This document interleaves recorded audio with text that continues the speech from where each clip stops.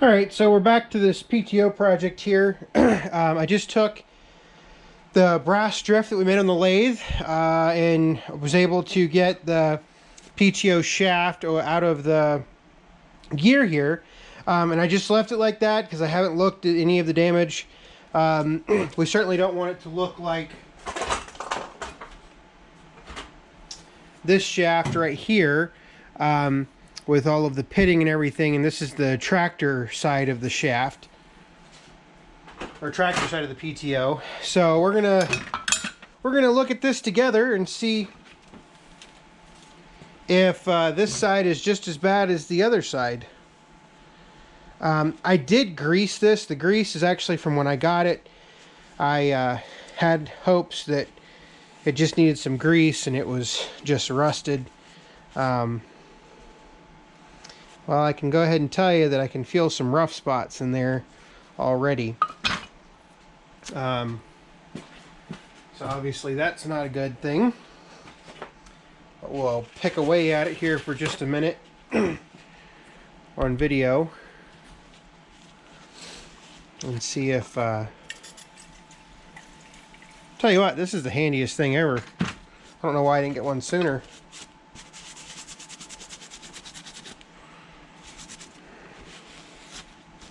So I haven't even moved the gear yet. I haven't looked at the needle bearings in this particular case or anything. So I don't know if there's one or two. I think there's two on the parts diagram.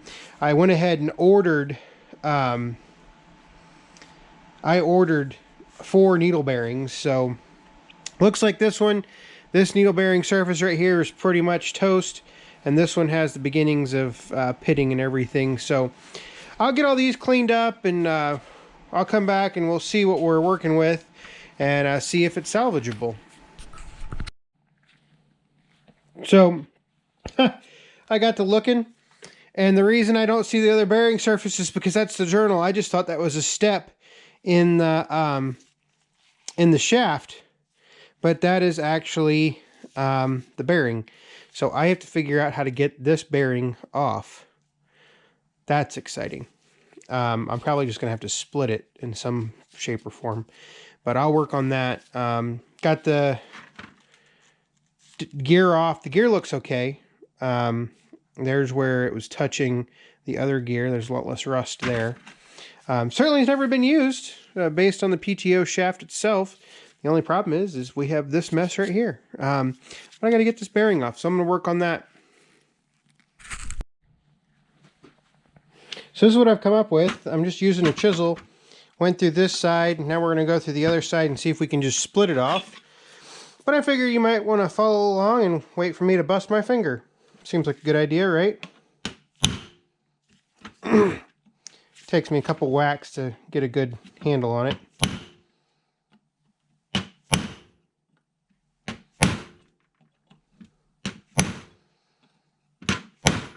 Key thing here is just not go into the shaft. You certainly want to, you don't want to damage this shaft, or I don't want to damage this shaft any more than it's already damaged. A little bit more.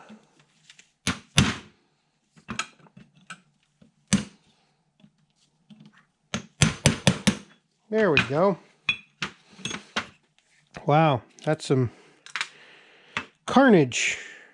How's that for a bad needle bearing?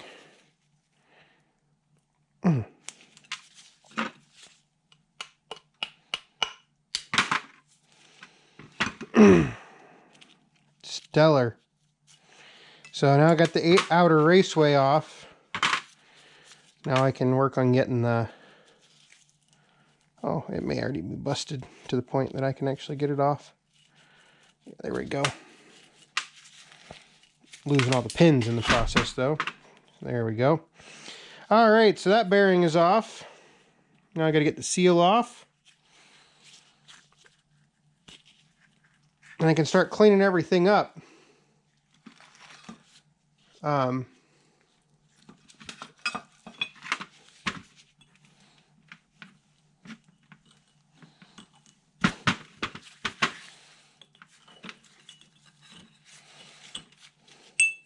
This is just a mess. So you can get excited about new old stock stuff as much as you want, but remember, new old stock stuff doesn't mean that it's going to work right out of the bag. I mean, much like that 318 that I have, still in the crate, but not that I would trust it if I got it out of the crate and started it up. Bet you every line and every piece of rubber on it needs to be replaced before you do anything, and I bet you some of the seals are so dried out that it would never completely seal. But anyway, so there's the shaft. I'll get all that cleaned up, or start working on getting it cleaned up. Oh, I got to get the bronze washer off of here too. That looks like it's going to be a little bit of fun to do. But these bearings were no longer available through Deere, shocker, but you can find them on Amazon for, I think, $8.50 a piece. So I ordered 4 of them. Even if that shaft looks terrible, I still am going to go ahead and use it, because this is one of those pieces. It's not like it's a high use piece, and if I use it every once in a while, not too terribly big of a deal. I did look up parts and interchangeability. I can, aside from the gears, use a complete 318 or 140 setup, and use that instead. And basically, the only thing that's different, I can't remember, maybe both gears aren't different, just one is, because we have to remember that the 318 was I wonder if they did I need to do some investigation in that. I haven't even looked to see if the gears were different. I would assume one of the gears was different. But you know what assumption to do. Yeah, I do know the big difference is the mount. The mount is obviously 2 inches wider on the 420 compared to the 300, the 318s. The 400 series is 2 inches wider than the 300 series. So what I'm going to do now is I'm going to go ahead and get this other needle bearing out. Hopefully there's not one in the front here. There's not. I'm going to go ahead and get this other needle bearing out, and I'm going to work on cleaning up all these surfaces. I think first, though, I'm going to clean up this this gear right here to see if this gear is salvageable. I think it is. I don't see anything really too terrible about it, but then we'll go from there. So I'll come back at the very end and show you a picture of the cleanup, and realistically at this point, it's cleaning up and then putting it back together with the new bearings and seeing if it will hold. I don't know if it will, but we can certainly try it out. So I'll come back when I get some of the stuff cleaned up. Well, after about 20 minutes, it actually cleans up pretty good. At least the case does. There's some of this, I don't know what you call it, just scale and stuff that I just don't think is going to come out of there. Not without a heap of work, and I don't know necessarily if it needs that.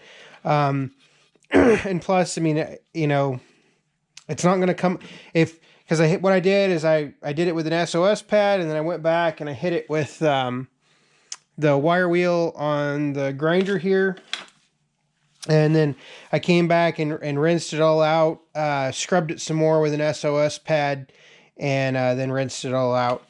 And so I don't if it didn't come off with that treatment, it's not going to come off anytime soon. So, you know, I don't think that presents much of a problem. The surface, the mating surface looks halfway decent. You can tell these things were just pressed, which is kind of interesting. Got both the bearing, or the second bearing out, which should have been this one. Got that. I got the shaft tube cleaned. I got the grease zerk out, and now I just need to get some hardware to replace these carriage bolts right here.